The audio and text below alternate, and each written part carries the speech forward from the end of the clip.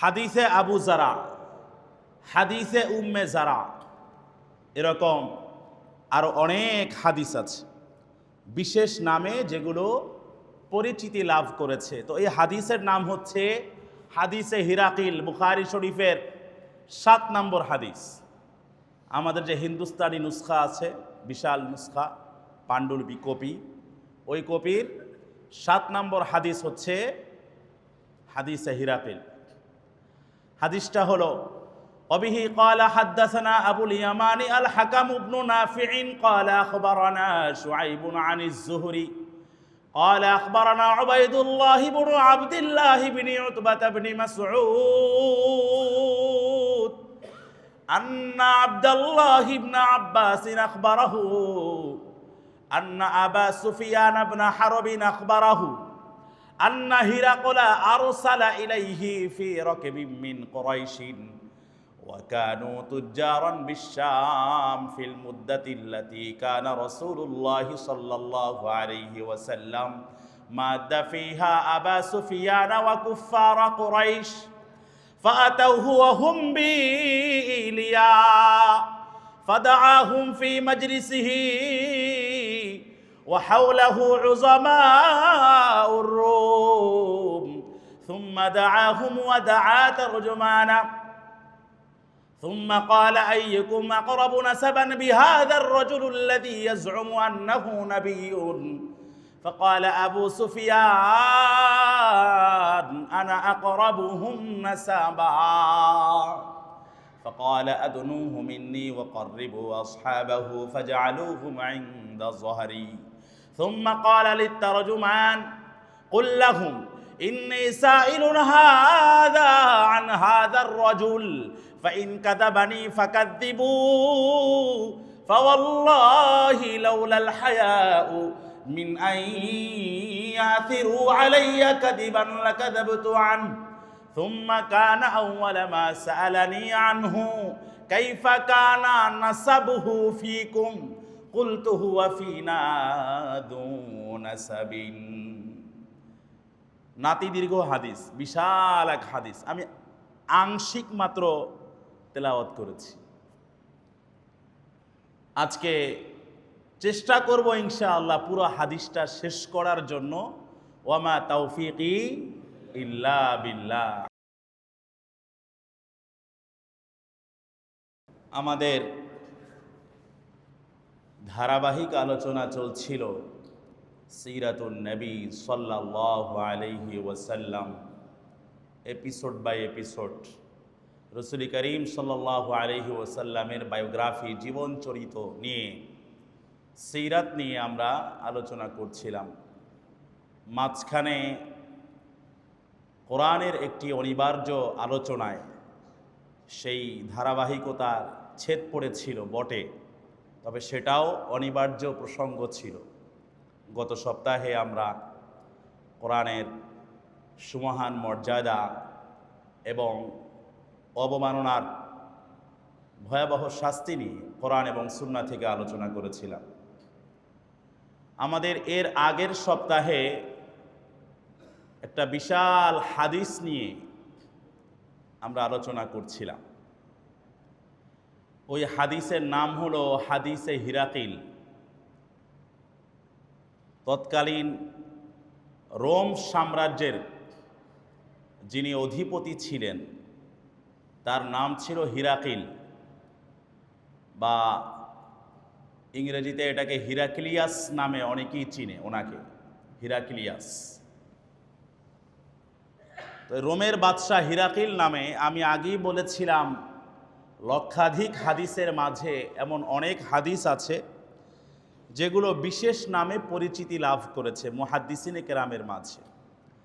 যেমন বুখারী শরীফের প্রথম হাদিস ইন্নামাল আমালু বিন্নিয়াত, নিয়ত সংক্রান্ত হাদিস হযরত ওমর ইবনুল খাত্তাব রাদিয়াল্লাহু তাআলা আনহু থেকে বর্ণিত হয়েছে। তো এই হাদিসের নাম হচ্ছে হাদিসুন নিয়া। যারা উলামায়ে কেরাম আছেন, মুহাদ্দিসিনে কেরাম আছেন, তারা আরো ভালো বুঝবেন ব্যাপারটা। হাদিসুন নিয়া, আবার এটাকে হাদিসুল মিম্বারও বলা হয়।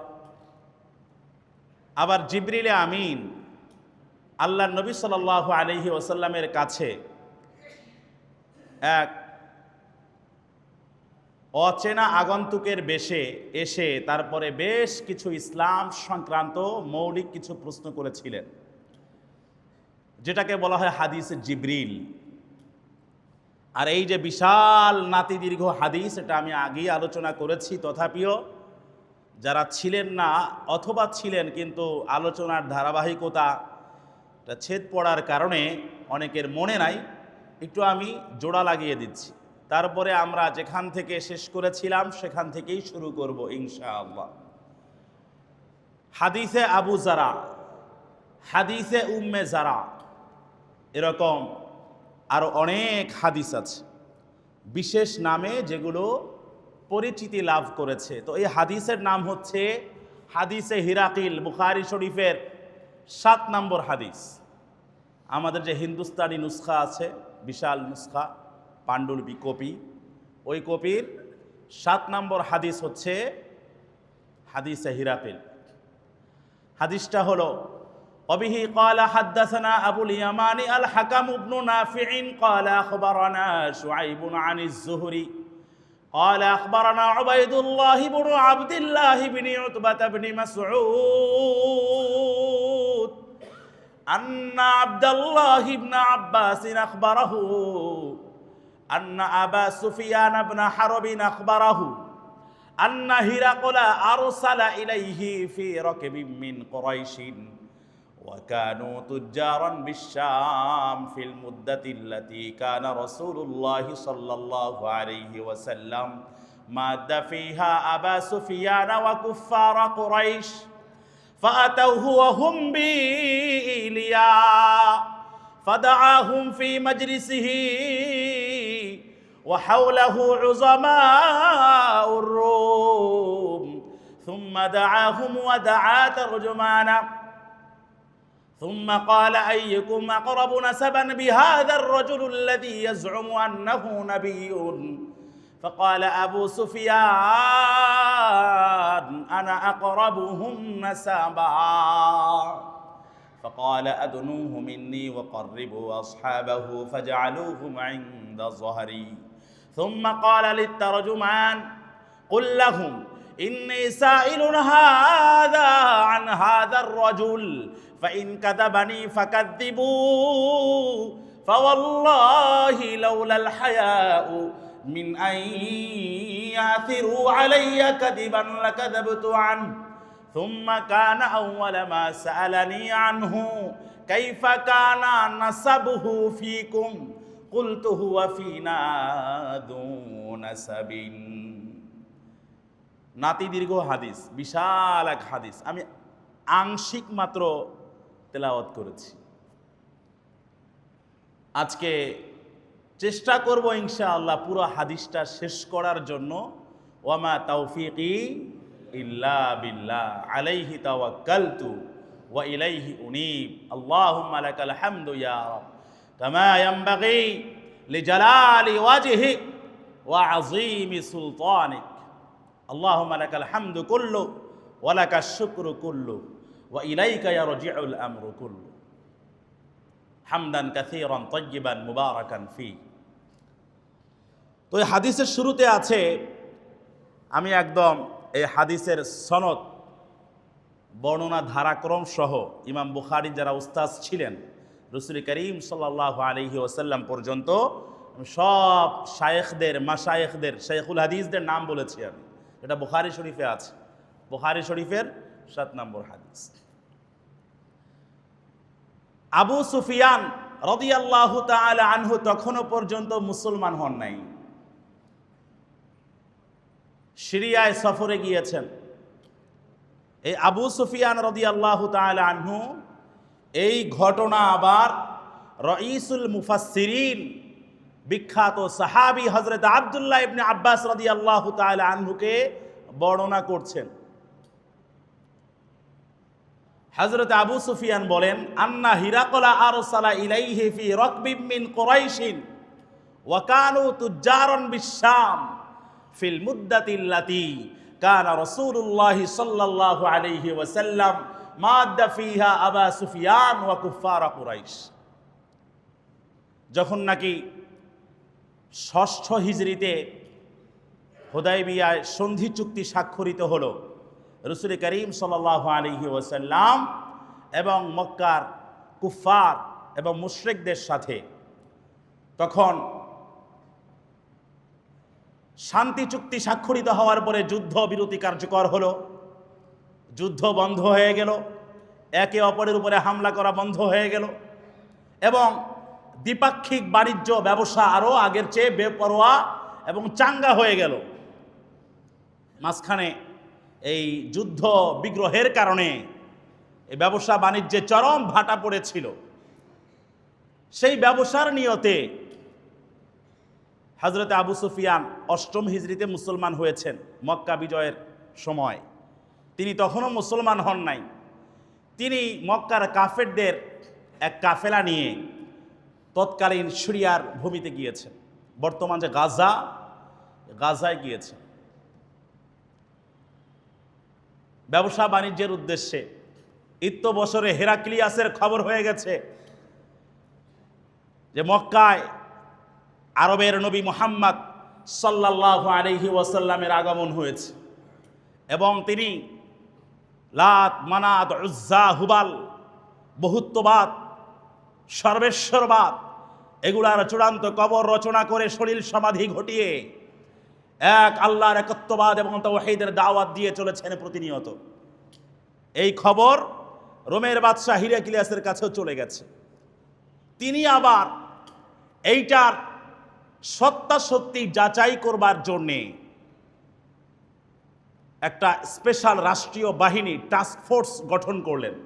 দেখো তো এদের কোনো লোকবল পাওয়া যায় কিনা, মক্কা অথবা মদিনায় থাকে, আরব ভূমিতে জন্ম, এই নবী মুহাম্মদ সাল্লাল্লাহু আলাইহি সাল্লাম সম্পর্কে আমাদেরকে অথেন্টিক কিছু সোর্স সরবরাহ করতে সক্ষম হবে এমন কাউকে পাওয়া যায় কিনা তোমরা একটু দেখো। তো হঠাৎ করে দেখা গেল আবু সুফিয়ান রাদিয়াল্লাহু তাআলা আনহু, আমি তার শেষ পরিণাম বিবেচনায় বারবার রাদিয়াল্লাহু তাআলা আনহু বলছি, কারণ আল্লাহ যাকে ক্ষমা করে দিয়েছেন, আল্লাহ যাকে মাফ করে দিয়েছেন, তাকে শুধুমাত্র আবু সুফিয়ান বলতে আমার কলিজা কাঁপে। রাদিয়াল্লাহু আনহুম ওয়া রাদু আনহু ওয়াস-সাবিকুনা আস-সাবিকুন উলাইকাল মুকাররাবুন। সাহাবায়ে কেরামের শান, মান, ইজ্জত, সুমহান মর্যাদা এগুলাও আমাদের মুসলমানদের হৃদয়ের মাঝে বদ্ধমূল থাকা নেহায়াত জরুরি।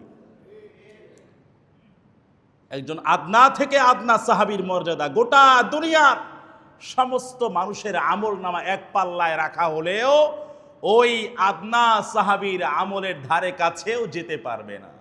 সুবহানাল্লাহ, কি পরিমাণ মর্যাদা সম্পন্ন তারা। তো আবু সুফিয়ান রাদিয়াল্লাহু তাআলা আনহুর কাফেলার কাছে সংবাদ বার্তাবাহক গেল, সংবাদ পৌঁছল যে রোমের বাদশাহ হিরাক্লিয়াস আপনাদেরকে তলব করেছেন তার রাজ দরবারে। আসলেন, ফাদাআহুম ফি মাজলিসিহি ফাআতাউহু ওয়া হুম বিইলিয়া। ইলিয়া মানে হচ্ছে বাইতুল মাকদিস বা বাইতুল মুকাদ্দাস। আল বাইতুল মুকাদ্দাস বা বাইতুল মাকদিস কয়েকভাবেই পড়া যায়। এই বাইতুল মুকাদ্দাসকে ইলিয়াও বলা হয়। আল্লাহ তাআলা পারস্য বাহিনীর উপরে রোমক বাহিনীকে বিজয় দান করেছিলেন। তাদের দুর্ধর্ষ সেনাবাহিনী, পারস্য সেনাবাহিনীর দুর্ধর্ষ হামলা থেকে আল্লাহ রাব্বুল আলামিন রোমক বাহিনীকে বাঁচিয়ে দিয়েছিলেন। শুকরিয়া আদায়ের জন্য বাইতুল মুকাদ্দাসে এসেছিলেন রোমের বাদশাহ হিরাক্লিয়াস এবং তার মন্ত্রী পরিষদের ক্যাবিনেট সচিব সহ আমলা কামলা যারা আছে সব নিয়ে চলে এসেছিলেন। বছরে ডাকা হলো, ফাদাআহুম ফি মাজলিসিহি, তার খাস কামরায় ডাকলেন। আবু সুফিয়ান এবং তার দলবল যারা আছে কাফেলায়, যারা সিরিয়ায় ব্যবসা বাণিজ্য করতে এসেছেন, এদেরকে ডাকলেন। বাদশাহ হিরাক্লিয়াস, যা আসো আমার কাছে। ওয়া হাওলাহু উযামাউর রুম, রোমের বাদশাহ হিরাক্লিয়াসের চতুর্পার্শ্বে সভাসদ বৃন্দ যার যার নিজ নিজ আসনে উচ্চাসনে সমাসীন। সুম্মা দাআহুম ওয়া দাআ তারজুমানাহু, এরপরে আবারও কাছে ডাকলেন, আরও কাছে নিকটবর্তী করলেন এবং তার দোভাষী ইন্টারপ্রেটার ট্রান্সলেটর, দোভাষী, যে ট্রান্সলেট করে, ইন্টারপ্রেট করে, যে দোভাষীকেও ডাকলেন। সুম্মা দাআ তারজুমানাহু ফাকালা, দোভাষীর মাধ্যমে রোমের বাদশাহ হিরাক্লিয়াস এ আবু সুফিয়ানের কাফেলাকে সর্বাগ্রে প্রশ্ন ছুড়ে দিলেন, আইয়ুকুম আকরাবু নাসাবান বিহাদার রাজুলুল্লাযী ইয়াজউমু আন্নাহু নাবিয়্যুন। যে লোকটা এই মক্কার মরু আরবে এই সদ্য জন্ম নিয়ে নবুয়তের দাবি করে বসলো, এই লোকটার বংশীয় বিচারে সবচেয়ে বেশি কাছে এবং নিকটের কে? ক্বালা আবু সুফিয়ান ফাকুলতু আনা আকরাবুহুম নাসাবা। আবু সুফিয়ান উনি লাফ দিয়ে উঠে বললেন, আমি এই নবীর সবচেয়ে বেশি কাছের এবং নিকটের বংশীয় মর্যাদা বিবেচনায়। কারণ আল আবু রাবি চতুর্থ পুরুষে গিয়ে হযরতে আবু সুফিয়ান এবং আল্লাহ নবীর বংশধারা এক হয়ে যায়। আল আবু রাবি। এভাবে আবু সুফিয়ান রাদিয়াল্লাহু তাআলা আনহু তিনি বলেন, আনা আকরাবুহুম নাসাবা, আমি সবচেয়ে বেশি এই নবীর বংশীয় বিচারে কাছের এবং নিকটের। রোমের বাদশাহ হিরাক্লিয়াস এবার বলল, ফাকালা আদনুহু মিন্নি ওয়া ক্বাররিবু আসহাবাহু ফাজআলুহুম ইনদা যহরিহি। আদনুহু মিন্নি, এরই তো আমার চাই, এরে আমার কাছে নিয়ে আস, আরো কাছে নিয়ে আস। ওয়া ক্বাররিবু আসহাবাহু, তার সাথী বর্গ যারা আছে এদেরকে আরো নৈকট্যবর্তী করো, আরো নিকটবর্তী করো। ফাজআলুহুম ইনদা যহরিহি, আর তার সাথী বর্গ যারা আছে এদের সবাইকে তার পিছনে রেখে দাও, পিছনে সারিবদ্ধভাবে দাঁড় করিয়ে দাও। সুম্মা ক্বালা লিত-তারজুমান, অতবার দোভাষীকে রোমের বাদশাহ হিরাকিল বললেন, কুল্লাহুম ইন্নী সাইলুন হাদা আন হাদার রাজুলি ফাইন কাযাবানি ফাকাযযিবু। দোভাষীর মাধ্যমে বললেন, এই যে আবু সুফিয়ানের যারা বংশধর অথবা কাফেলার যারা অনুসারী আছে এদেরকে বলে দাও যে তোমাদের নেতা আবু সুফিয়ানকে আমি কতিপয় মৌলিক অথেন্টিক কোয়েশ্চেন করব, কিছু মৌলিক প্রশ্ন আমি তাকে করব। যদি সে ক্ষেত্রে ছল চাতুরি অথবা মিথ্যার আশ্রয় গ্রহণ করে উত্তর দেওয়ার ক্ষেত্রে, তাহলে তোমরা তাকে মিথ্যাবাদী সাব্যস্ত করবা, যে না এই ক্ষেত্রে সে লাইনচ্যুত হয়েছে, মিথ্যা কথা বলেছে আল্লাহর নবী সম্পর্কে। হযরতে আবু সুফিয়ান বলেন, ফাওয়াল্লাহ লাউলাল হায়াউ মিন আইয়াথিরু আলাইয়া কাদিবান লাকাযাবতু আনহু। আল্লাহর কসম, তারা আমি মিথ্যা কথা বললে আমাকে তারা মিথ্যাবাদী প্রতিপন্ন করবে, এই ভয় যদি আমার মনে না থাকতো তাহলে আল্লাহর নবী সম্পর্কে তথ্য দিতে আমি অনেক মিথ্যার আশ্রয় গ্রহণ করতাম। এখানে শিক্ষণীয় আছে আমাদের মুসলমানদের জন্য, মুসলিম উম্মার নেতৃবৃন্দের জন্য, যে একজন কাফের নেতা তার কি পরিমাণ ব্যক্তিত্ববোধ, কি পরিমাণ সুপার ইন্টেলেকচুয়াল পার্সোনালিটি, যে তার ব্যাপারে তার অনুসারীরা বলবে যে সে মিথ্যাবাদী, কথায় কথায় মিথ্যার ফুলঝুরি ছুটায়, এ কথা সে নিজের দিকে নিষ্পত্তি করতে রাজি নয়, এজন্য সে মিথ্যার আশ্রয় গ্রহণ করে নাই। একজন কাফের নেতা চিন্তা করা দরকার। আমরা যখন বুখারী শরীফের হাদিস পড়েছি ঢালকানগর মাদ্রাসায়, আমাদের হুজুর তখন বলেছেন চিন্তা করা যায় যে একজন কাফের নেতার কি পরিমাণ আত্মমর্যাদা বোধ। কাফের কিন্তু আদর্শচ্যুত নয়, না বুঝে কুফরি করেছে, কিন্তু আবার যখন দাওয়াত সত্য বাণী তার সামনে উদ্ভাসিত হয়েছে তখন কিন্তু তিনি ইসলামের সুশীতল ছায়াতলে আশ্রয় গ্রহণ করতে বাধ্য হয়েছেন। সুবহানাল্লাহ। সাউন্ডটা বাড়ায় দিয়ে। হযরতে আবু সুফিয়ান তিনি বললেন, ফাওয়াল্লাহ লাউলাল হায়াউ মিন আইয়াথিরু আলাইয়া কাদিবান লাকাযাবতু আনহু। এই যে আমার অনুসারীরা আমার ব্যাপারে মিথ্যার ব্যাপারে তহমতে অভিযুক্ত করবে। এই আশঙ্কা বোধ যদি আমার মাঝে জাগ্রত না থাকতো, তাহলে আমি নবীর ব্যাপারে মিথ্যা কথা বলতাম।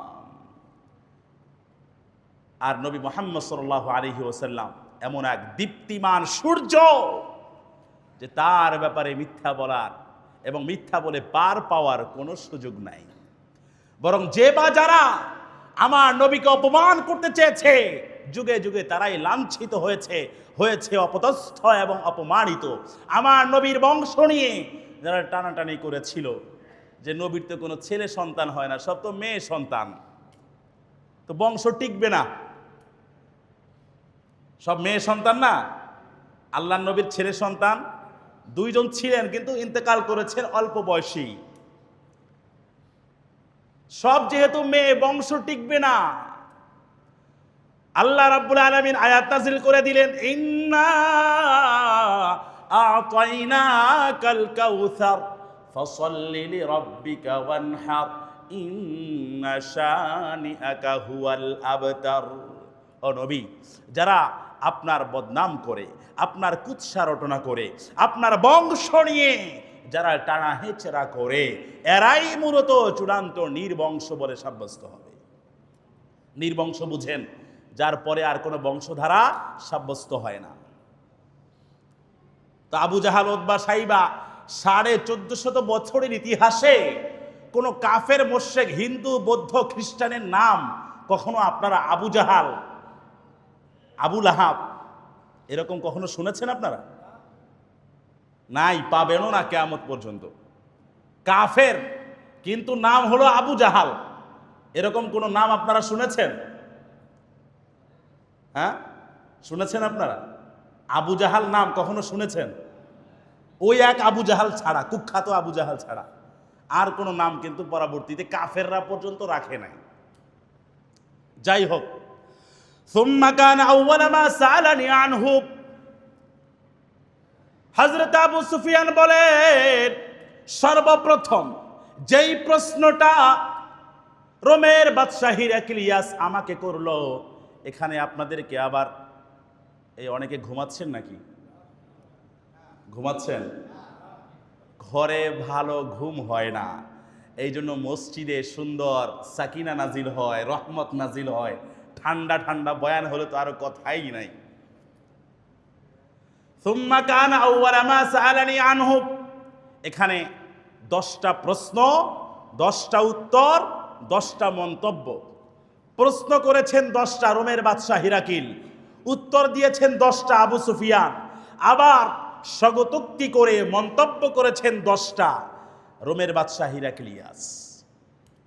এভাবে টোটাল বিষয় দাঁড়িয়েছে 3 10 কত? 30টা বিষয়।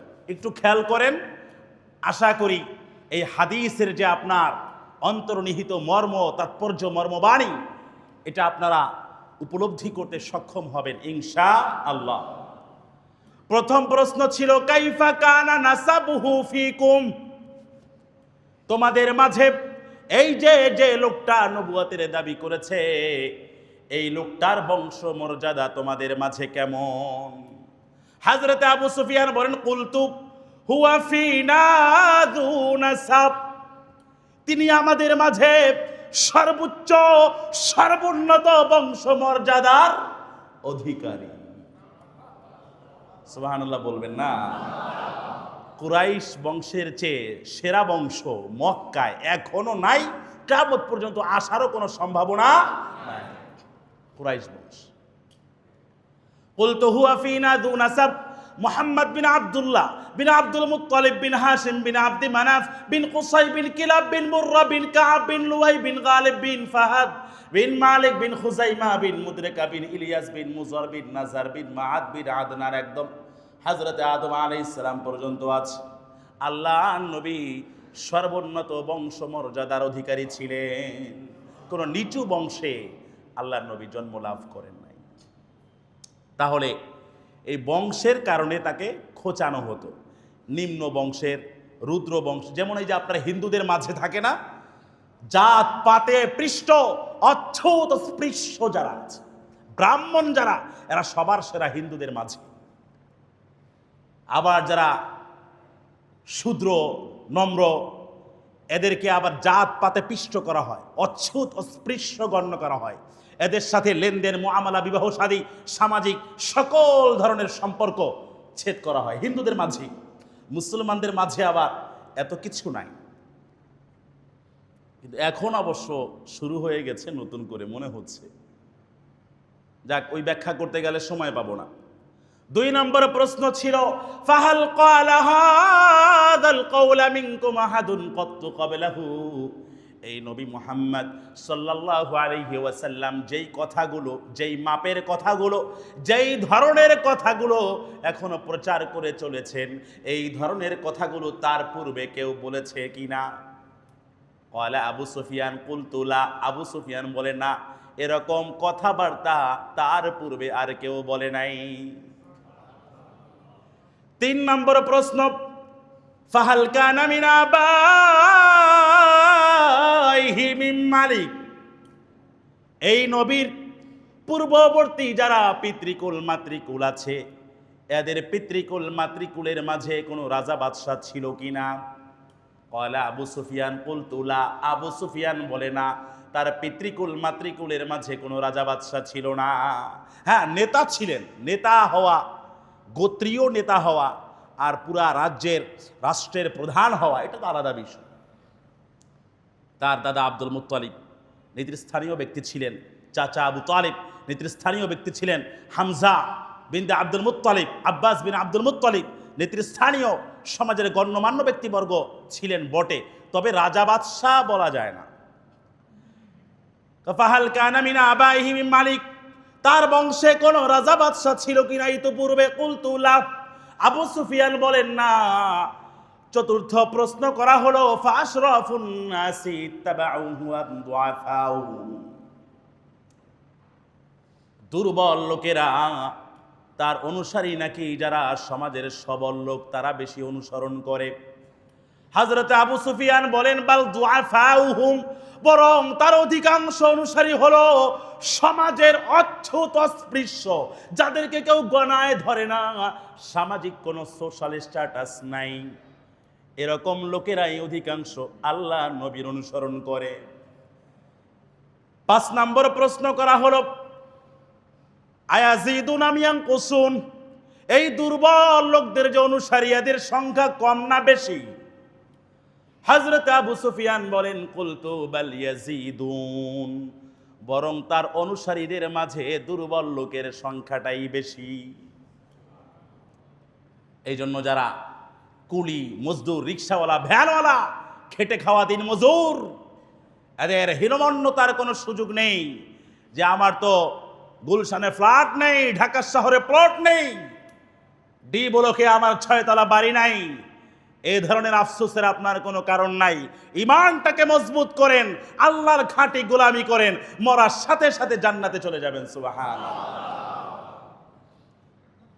6 নম্বর প্রশ্ন করা হলো, ফাহাল ইয়ারতাদ্দু মিনহুম আহাদুন সাখতাতাল লিদীনিহি বা'দা আইয়াদখুলা ফীহি।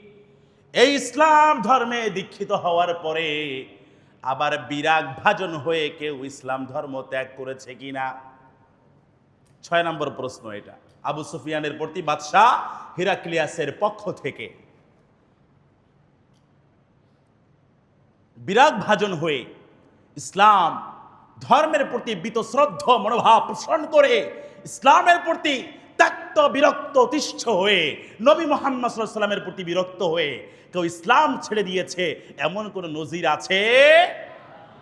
আবু সুফিয়ান বলে, কুলতু লা, নাই, বরং বুইসতু লিউতাম্মিমা মাকারিমাল আখলাক, উত্তম চরিত্র মাধুরীর পূর্ণতা বিধানের জন্য আমি নবী মুহাম্মদুর রাসূলুল্লাহ সাল্লাল্লাহু আলাইহি ওয়াসাল্লামের আগমন হয়েছে।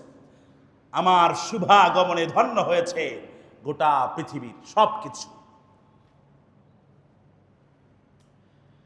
7 নম্বর প্রশ্ন করা হলো, ফাহাল কুনতুম তাত্তাহিমুনাহু বিল কাযিবি ক্বাবলা আন ইয়াকুলা মা ক্বাল? কুলতু লা।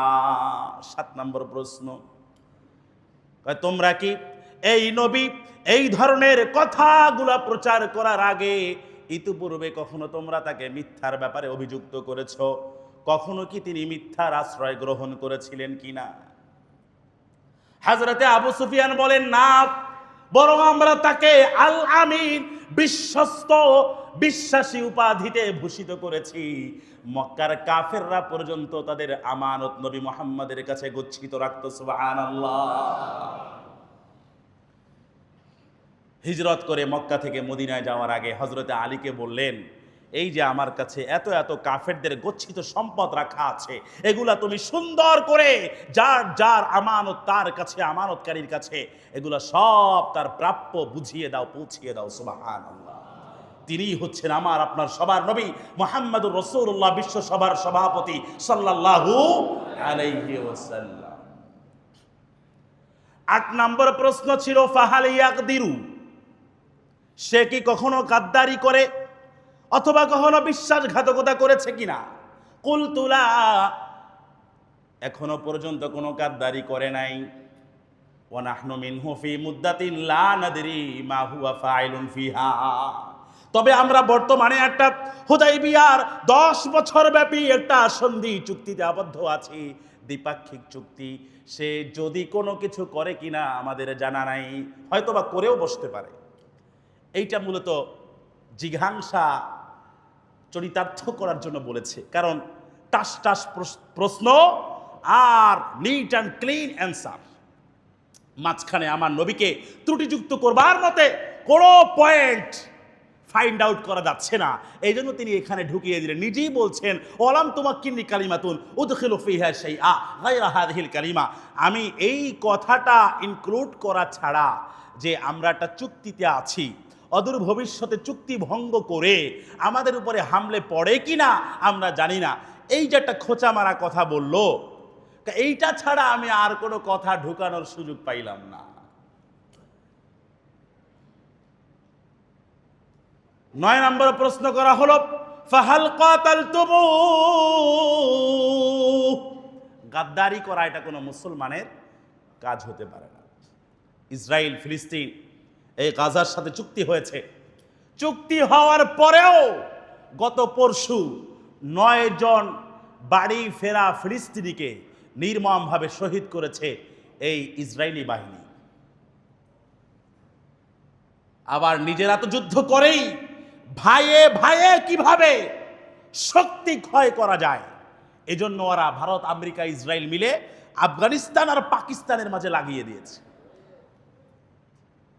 আরে গর্ধব মাথা মোটাগুলো বুঝেও না যে এগুলা করে করে আখেরে মুসলিম উম্মারই ক্ষতি হচ্ছে, মুসলিম উম্মার সেনাবাহিনীর শক্তি হ্রাস পাচ্ছে এবং ভৌগোলিক অবস্থান আরো দুর্বল হচ্ছে। এগুলো এরা বোঝে না, বাস লাফিয়ে পড়ে, ঝাঁপিয়ে পড়ে, হামলে পড়ে। কামড় দেওয়ার আগে চিন্তা করো শরীরটা কার, তোমার না তোমার শত্রুর। কি ঠিক কিনা? কে বোঝাবে কাকে? পৃথিবী চলছে যার মতো করে, যে যেভাবে চালাচ্ছে সেভাবে চলছে। নীতি কথা কে কাকে শোনাবে? 9 নম্বরে প্রশ্ন করলো, ফাহাল কাতালতুমু, তোমরা কি কখনো তার সাথে রণাঙ্গনে যুদ্ধের ময়দানে লড়াই অবতীর্ণ হয়েছিল কিনা? হ্যাঁ, আমরা তো হয়েছিলাম। বদরের যুদ্ধ করেছি, উহুদের যুদ্ধ করেছি, খন্দকের যুদ্ধ শেষ। ক্বালা ফাকাইফা কানা কিতালুকুম ইয়া, যুদ্ধের ফলাফল কেমন ছিল? ক্বালা আল হারবু বাইনানা ওয়া বাইনাহু সিজাল ইয়ানালু মিন্না ওয়া নানালু মিনহু, যুদ্ধ হলো একটা বালতির মতো, রশি দিয়া যখন আপনি কূপ থেকে বালতির পানি তুলতে যাবেন, তখন দেখা যাবে বালতি একবার এদিকে দুলবে, আবার আর একবার এদিকে দুলবে। তো যুদ্ধ হলো বালতির মতো, একবার এদিকে দোলে আর একবার এদিকে দোলে। এর দ্বারা সে বুঝালো বদরের যুদ্ধে তারা চূড়ান্ত শোচনীয় পরাজয় বরণ করেছিল।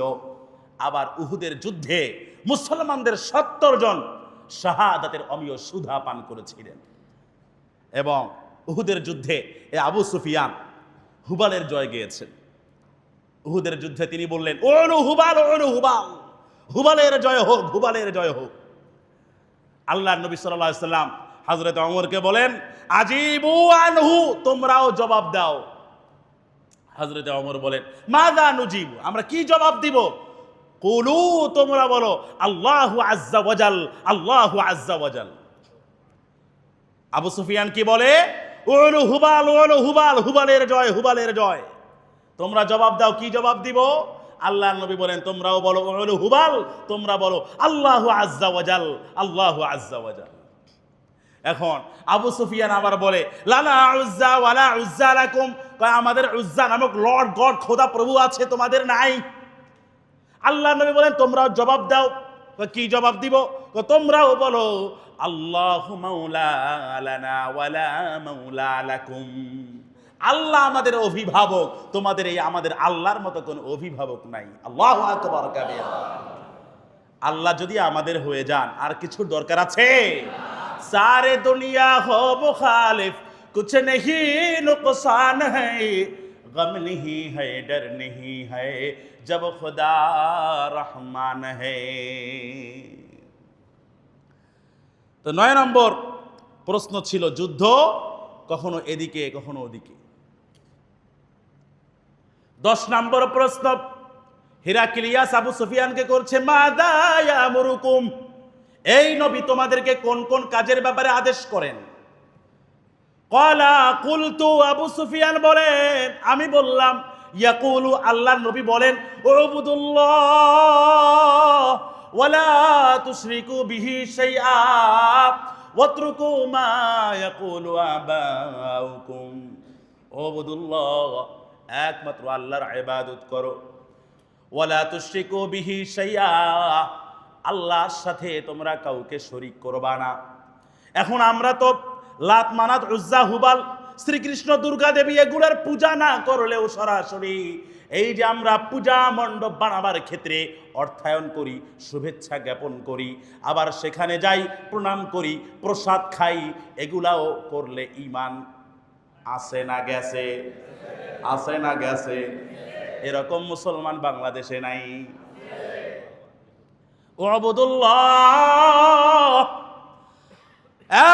এক আল্লাহর ইবাদত করো, ওয়ালা তুশরিকু বিহি শাইআ, আল্লাহর সাথে তোমরা কাউকে শরীক করবে না।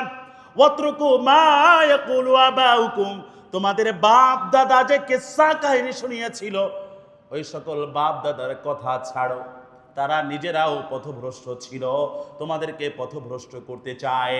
এই জন্য এদের কথা ছেড়ে দাও, লাত মানাত উজ্জা হুবালের কথা ছেড়ে দাও, দুনিয়ার সকল ক্ষমতার কথা ছেড়ে দাও। আমেরিকা, রাশিয়া, চীন, Japan, France, Hindustan, Delhi, Beijing, Washington, এদের কোনো ক্ষমতা নাই, একমাত্র ক্ষমতা হলো পিছনে যারা আওয়াজ দেয় না, এদের মনে হয় আমেরিকা আর ওয়াশিংটনের ক্ষমতায় খুব বিশ্বাস। আওয়াজ দিয়া বলেন না, সকল ক্ষমতা কার? আল্লাহর ক্ষমতায় গর্জে উঠতে তো আমাদের কোনো হীনমন্যতা থাকার সুযোগ নাই, আছে নাকি? আল্লাহ খুশি হন যে বান্দা আমার ক্ষমতার বড়ত্ব, মহত্ব, কিবরিয়া, জালালিয়া সে গর্ব করছে, আল্লাহ খুশি হন।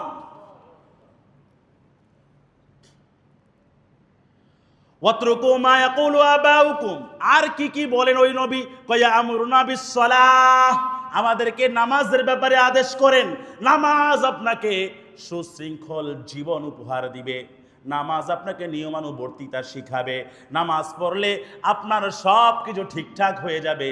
ইন্নাস সালাতা তানহা আনিল ফাহশাই ওয়াল মুনকার, নামাজ সকল প্রকার অন্যায়, অশ্লীলতা, বেহায়াপনা, বেরেল্লাপনা থেকে আপনাকে হেফাজত করবে। এখনো বলবেন, হুজুর নামাজ পড়ার পরে এই যে নিচতলায় আপনার এখানে সুদের ব্যবসা, ঘুষের ব্যবসা, মেড ইন জিঞ্জিরাকে চায়না জাপান বলে চালায়া ব্যবসা করে, আমি বিশ্বাস করি যারা এখানে বিজনেস করেন তারা সবাই ভালো, মাগারও আমার ব্যবসায়ী ভাইয়েরা ভালো করে শুনে রাখেন, আত-তাজিরুস সাদুকুল আমিন মা'আন নাবিয়্যিনা ওয়াস-সিদ্দীকিনা ওয়াশ-শুহাদা, সত্যবাদী বিশ্বস্ত ব্যবসায়ীর হাসর নাসর হবে নবী, সিদ্দিক, শুহাদা, সালিহিনদের সাথে। আবার উল্টা কথাও আছে, ইন্নাত তুজ্জারা ইউহশারুনা ইয়াউমাল কিয়ামাতি ফুজ্জারা ইল্লা মান ইত্তাকা ওয়া বাররা ওয়া সাদাক। সত্যবাদী বিশ্বস্ত ব্যবসায়ী ছাড়া অধিকাংশ ব্যবসায়ী হলো তুজ্জার, ফুজ্জার, ফাসেক, ফুজ্জার, মিথ্যা কথা বলে। 6কে 9 বানায়, 9কে 6 বানায়। মেড ইন জিঞ্জিরাকে চায়না, জাপান বলে চালিয়ে দেয়। আছে না নাই? আপনাদের 6 নম্বরে নাই মাশাআল্লাহ। আল্লাহ, আমি তো বলছি নাই, আছে বললে আমার ওই ভাইয়েরা যদি আবার খেপে জায়গা।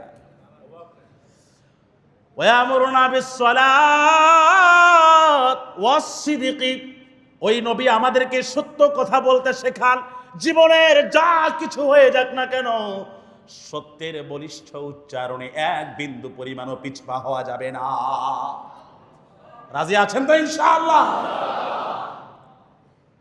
সদুকুল আমিন, সত্যবাদী বিশ্বস্ত নবী আমাদেরকে সত্যবাদিতার সবক শেখাচ্ছেন। সিদক ওয়াল আফাফ, আফাফ মানে হচ্ছে কয়েকটা অর্থ হয়। একটা হলো আল কাফফু আনিল মাহারিম, সকল প্রকার হারাম থেকে বেঁচে থাকা। আর এক অর্থ পড়া যায় আফাফ মানে হলো সৎ চরিত্র লালন করা, সৎ চরিত্রের অধিকারী হওয়া। Money is lost, nothing is lost. Health is lost, something is lost, but character is lost, everything is lost. যদি আপনার টাকা শেষ হয়ে যায় তাহলে এটা রিকভারি করা সম্ভব, পসিবল। শেয়ার বাজারে একদম ধরা খেয়েছেন, রাতারাতি সর্বশান্ত, কিন্তু আবারও বন্ধু বান্ধব থেকে লোন টোন নিয়ে তারপরে আবার নতুন করে আপনি দাঁড়াতে পারবেন। আপনার শরীর লুজ হয়েছে, আপনি শারীরিকভাবে লুজার, আপনি অসুস্থ, ফিজিক্যালি সিক, ফিট নয়, মেডিকেলি আনফিট। আপনি আবার প্রেসক্রিপশন নিয়ে ডাক্তার যেভাবে করে সেভাবে করে আপনি আবারও সুস্থ আল্লাহ চাইলে হতে পারবেন। মাগার আপনার ক্যারেক্টার লুজ হয়ে গেছে, সম্ভব না সেখান থেকে কামব্যাক করা। এই জন্য রাসূল করিম সাল্লাল্লাহু আলাইহি ওয়াসাল্লাম এখানে বলেছেন আল আফাফ, সৎ চরিত্রের অধিকারী হওয়া। ওয়াসিলাতির রাহিম, এবং আত্মীয়তার সম্পর্ক বজায় রাখা, অথবা আল্লাহর সাথে সম্পর্ক বজায় রাখা। বুখারী শরীফের 413 নম্বর পৃষ্ঠায় এই একই হাদিসে আবার দুইটা বিষয় বাড়িয়ে বলা হয়েছে। ওখানে আছে ওয়াল ওয়াফাই বিল আহদ ওয়া আদাইল আমানা। এটা এই হাদিসে এখানে নাই, এই রিওয়ায়াতে এই বর্ণনায় নাই, ওই বর্ণনায় আছে ওটা। ওয়াল ওয়াফাই বিল আহদ, অঙ্গীকার পূরণ করা, প্রতিশ্রুতি রক্ষা করা।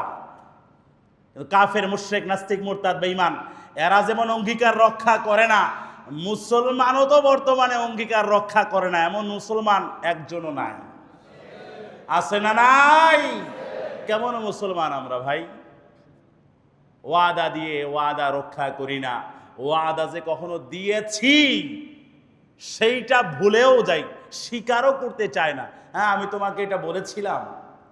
যদি মনে না থাকে, নেটওয়ার্ক এত আপনার ডিসকানেক্টেড অথবা মেমোরি লুজ হয়, লিখে রাখেন ওয়াল ওয়াফাই বিল আহাদ ওয়া আদাইল আমানা, এবং আমানত পৌঁছে দিতে হবে যার যার কাছে।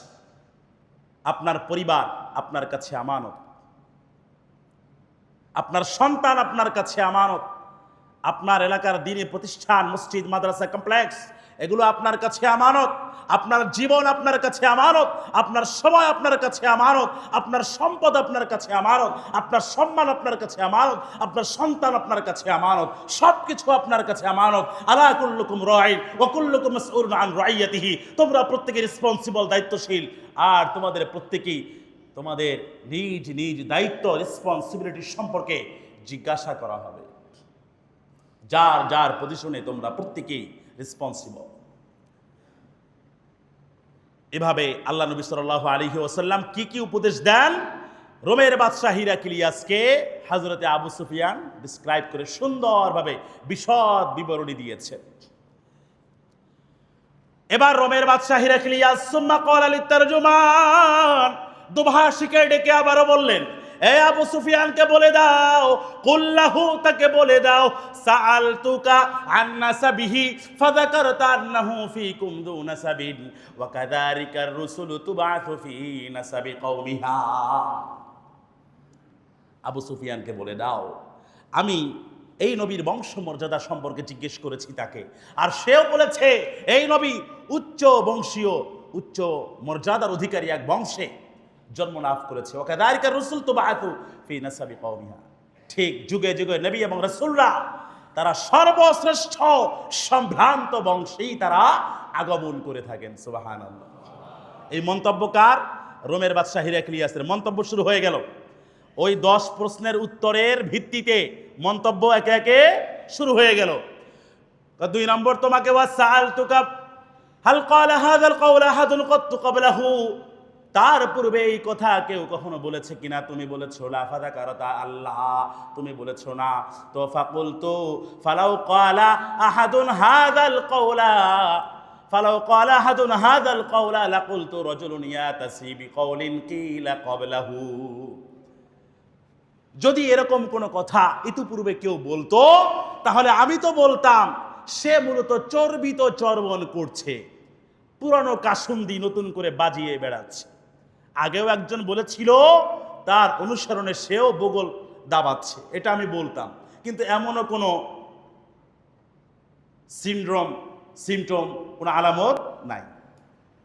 3 নম্বরে ওয়াসাআলতুকা ফাহাল কানা মিন আবাইহি মিন মালিকিন, তার পূর্বপুরুষের মাঝে কোনো বাদশা ছিল কিনা? ফাযাকারতা আল্লাহ, তুমি উত্তর দিয়েছ না, তার পূর্বপুরুষের মাঝে কোনো বাদশা নাই। এখন আমার মন্তব্য, লাকুলতু ফালাউ কানা মিন আবাইহি মিন মালিকিন লাকুলতু রাজুলুন ইয়াতুলুবু মুলকাবি। আমি তাহলে মন্তব্য করতে পারতাম, যদি তার পূর্বপুরুষের মাঝে কোনো বাদশা থাকতো তাহলে সেই বাদশাহী তালাশের জন্য, ক্ষমতা পুনরুদ্ধার করবার জন্যে সে আবার নতুন করে কি ব্যবসা শুরু করে দিয়েছে, এটা আমি বলতে পারতাম। কিন্তু আসলে তেমন কোনো আলামত নাই। 4 নম্বর, তোমাকে প্রশ্ন করেছিলাম ওয়াসাআলতুকা ফাযাকারতা, সবগুলাতে এরকম আছে ওয়াসাআলতুকা ফাযাকারতা।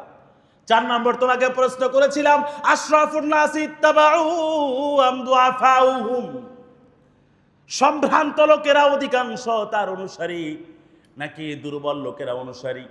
তুমি উত্তর দিয়েছো ফাযাকারতা আন্না দুআফাহুম ইত্তাবাউ ওয়া হুম আতবাউর রাসূল, দুর্বল লোকেরা অনুসারী। তো আমার মন্তব্য হচ্ছে, যুগে যুগে রাসূলদের প্রাথমিক অনুসারীদের সংখ্যা দুর্বলরাই মূলত পূরণ করে থাকে। 5 নম্বর, তোমাকে প্রশ্ন করেছিলাম আয়াজিদুনা আম ইয়ানকুসুন ফাযাকারতা আন্নাহুম ইয়াজিদুন ওয়া কাযালিকা আমরুল ঈমানি হাত্তা ইয়াতিম্মা। 5 নম্বর, তোমাকে প্রশ্ন করলাম দুর্বল অনুসারীর সংখ্যা কম না বেশি? তুমি বললা এদের সংখ্যাটা বেশি। ইমানের বিষয়টা পরিপূর্ণ হওয়ার আগ পর্যন্ত দুর্বল লোকেরাই সবচেয়ে সংখ্যায় বেশি থাকে। তারপরে তো হযরত আবু বকর, হযরত ওমর, হযরত ওসমান, আলী সহ খালিদ বিন ওয়ালিদ, মুআদ বিন জাবাল, বড় বড় জলিল কদর সাহাবায়ে কেরাম তারা মুসলমান হয়েছেন। আমর ইবনুল আস রাদিয়াল্লাহু, মিশর বিজেতা সাহাবী আমর ইবনুল আস, খালিদ বিন ওয়ালিদ, সাইফুল্লাহ, সর্ড অফ আল্লাহ, আল্লাহর তরবার, যার তরবারিকে ভাঙ্গার মতো পৃথিবীর কোনো তরবার আবিষ্কৃত হয় নাই। খালিদ বিন ওয়ালিদ ইন্তেকালের পূর্ব মুহূর্তে তিনি বলেন, হায় রে, এত যুদ্ধ করলাম। তার ওয়াইফকে বলে, দেখো তো আমার গোটা শরীরে কোনো জায়গা 1 ইঞ্চি জায়গা বাকি আছে কিনা আঘাত থেকে? না, বাকি নাই। আমার তো ইচ্ছা ছিল রণাঙ্গনে যুদ্ধের ময়দানে আমার রক্ত ঝরবে, শাহাদাতের অমীয় সুধা পান করে আল্লাহর দরবারে আমি উত্থিত হব, হাজিরা দিব। কিন্তু আপনি হচ্ছেন আল্লাহর তরবারি, আপনাকে ভাঙ্গে এমন কোন তরবারি কি পৃথিবীতে থাকতে পারে? সোর্ড অফ আল্লাহ, খালিদ বিন ওয়ালিদ, সাইফুল্লাহ, আল্লাহর তরবারি। তিনিও তো পরে মুসলমান হয়েছেন, কিন্তু অনেক পরে। কিন্তু প্রাথমিকভাবে সংখ্যাটা দুর্বলই থাকে। 7 নম্বর, তোমাকে প্রশ্ন করেছিলাম ফাহাল কুনতুম তাত্তাহিমুনাহু বিল কাযিবি ক্বাবলা আন ইয়াকুলা মা ক্বাল, ইতিপূর্বে তোমরা কি কখনো তাকে মিথ্যার ব্যাপারে অভিযুক্ত করেছিলাম তুমি বললা ফাযাকারাতা আল্লাহ ওয়া কাযালিকার রুসুল। নবীরা কখনো মিথ্যা কথা বলে না, বলে নাকি? ফাকাদ আরিফু আন্নাহু লাম ইয়াকুন লিয়াদারাল কাযিবা আলান নাস ওয়া ইয়াকযিবা আলা আল্লাহ। তো আমি এটার দ্বারা বুঝে নিলাম যে এই মানুষটা বান্দাদের সাথে, মানুষের সাথে মিথ্যার আশ্রয় গ্রহণ করে না, সেই মানুষটা আল্লাহর ব্যাপারে কখনো মিথ্যা কাসুন্দি চালিয়ে দিতে পারে না। 8 নম্বরে তোমাকে প্রশ্ন করলাম, ফাহাল ইয়াকদিরু, সে কি কখনো গাদ্দারি বা বিশ্বাসঘাতকতা করেছে? তুমি বললা ফাযাকারাতা আল্লাহ ওয়া কাযালিকার রুসুলু লা তাগদির। তুমি বললা না, বাস বিশ্বাসঘাতকতা করে নাই। আমারও মন্তব্য হচ্ছে যুগে যুগে যারা নবী ও রাসূল ছিলেন তারা কখনো 1 ন্যানো সেকেন্ডের জন্য গাদ্দারি করেন নাই, জাতির সাথে স্বজাতির সাথে বেঈমানি করেন নাই, ওয়াদা ভঙ্গ করেন। 9 নম্বরে তোমাকে প্রশ্ন করেছিলাম, ফাহাল কাতালতুমুহু ওয়া কাতালাকুম, তুমি বলেছো ফাযাআমতা ফাযাকারাতা, নাআম। যুদ্ধের ফলাফল কি ছিল? কয় তুদালু ইউদালুনা আলাইকুমুল মাররাতা ইউদালু আলাইকুমুল মাররা ওয়া তুদালুনা আলাইহিল উখরা। কখনো আমাদের পক্ষে কখনো তাদের পক্ষে। ওয়া কাযালিকার রুসুলু তুবতালা ওয়া তাকুনু লাহাল আকিবা। এভাবেই যুগে যুগে নবী এবং রাসূলদেরকে পরীক্ষা করা হয়, কিন্তু পরিণাম ফল অবশেষে নবী এবং রাসূলদের বরাতে ভাগ্যেই নির্ধারিত হয়ে থাকে। 10 নম্বর তোমাকে প্রশ্ন করেছিলাম, মাযা ইয়ামুরুকুম, কি কি তোমাদেরকে আদেশ দেয়? তুমি বললা সে আমাদেরকে আদেশ দেয় বিসসালাতি ওয়াস সিদকি ওয়াল আফাফি ওয়াস সিলাতির রহিম ওয়াল ওয়াফাই বিল আহাদ ওয়া আদাইল আমানা ওয়া ইয়াকুলু উবুদুল্লাহ ওয়ালা তুশরিকু বিহি শাইআ ওয়া ইয়ানহাকুম আন ইবাদাতিল আওসান। এই যে ভালো কাজগুলো, এগুলো একটু আগে মাত্রই বললাম। শিরক করা যাবে না, আল্লাহর ইবাদত করো, বাপ দাদার পূজা করা যাবে না, নামাজ পড়ো, রোজা রাখো, হজ করো, যাকাত দাও, ওয়াদা খেলাফি করবা না, মিথ্যা প্রতিশ্রুতি দিবা না। এই যে ভালো ভালো কথাগুলা, এই যে তুমি আমাকে শুনাইলা, এই সবগুলার দ্বারা আমি এই সিদ্ধান্তে উপনীত হচ্ছি। কি সেটা? ফাইন কানা মা তাকুলু হাক্কা ফাসায়ামলিকু মাওযিআ কদামাইয়া হাতাইন। তুমি যেই কথাগুলা বললা এগুলা সব যদি সত্য হয়ে থাকে তাহলে অচিরেই সে আমার পায়ের তলার মাটি পর্যন্ত দখল করে নিবে। ফাসায়ামলিকু মাওযিআ কদামাইয়া হাতাইন, আমার এই 2 পায়ের তলার মাটি পর্যন্ত সে মালিকানা লাভ করবে। ওয়াকাদ কুনতু আলামু আন্নাহু খারিজুন ওয়া লাম আকুন আযুন্নু আন্নাহু মিনকুম, আমি জানতাম অচিরেই সে বের হবে, আত্মপ্রকাশ করবে, কিন্তু তোমাদের বংশ থেকে সে আত্মপ্রকাশ করবে এটা আমার জানা ছিল না। ফালাউ আন্নী আ'লামু আন্নী আখলুসু ইলাইহি লাতাদাশশামতু লিকাআহু, যদি আমার পক্ষে এই মুহূর্তে সম্ভাবনা থাকতো যে আমি তার কাছে পৌঁছতে পারবো সশরীরে ফিজিক্যালি, তাহলে আমি তার কাছে পৌঁছতাম। শুধু তাই না, ওয়ালাউ কুনতু ইনদাহু লাগাসালতু আন কদামি, এই মুহূর্তে আমি যদি ওই নবীর পাশে থাকতাম তাহলে আমার নিজ হাত দিয়া তার পা মোবারক ধুয়ে দিতাম। কে বলছেন এই কথা? রোমের বাদশাহ হিরাক্লিয়াস, তৎকালীন পৃথিবীর সুপার পাওয়ার, বর্তমান যেমন আমেরিকা এবং রাশিয়া এবং উত্থিত শক্তি চীন, তৎকালীন ছিল রোমান আর পারস্য সাম্রাজ্য। সেই রোমক সাম্রাজ্যের মহান অধিপতি বলছে, ফাইন কানা মা তাকুলু হাক্কা ফাসায়ামলিকু মাওযিআ কদামাইয়া হাতাইন। সেই নবীর পূর্ণাঙ্গ অনুসরণ করতে আমরা সবাই রাজি আছি তো ইনশাআল্লাহ। এরপরে ওই বাদশার কাছে কি চিঠি পাঠানো হয়েছিল, চিঠিতে কি কি লেখা ছিল, হেদায়েতের বার্তা ছিল, সেটা আমরা আজকের জুমায় আর বলতে পারছি না। সেটা ইনশাআল্লাহ আগামী জুমায় এই হাদিসটা শেষ করা হবে, বলা হবে। আল্লাহ রাব্বুল আলামিন আমাদের সবাইকে এই মহান নবীর মহান উম্মত হওয়ার, আমল করার, মহান নবীর মহান উম্মত হিসাবে জান্নাতে যাওয়ার তৌফিক দান করুন, বলি আমিন। ওয়া আখিরু দাওয়ানা আলহামদুলিল্লাহি রাব্বিল আলামিন।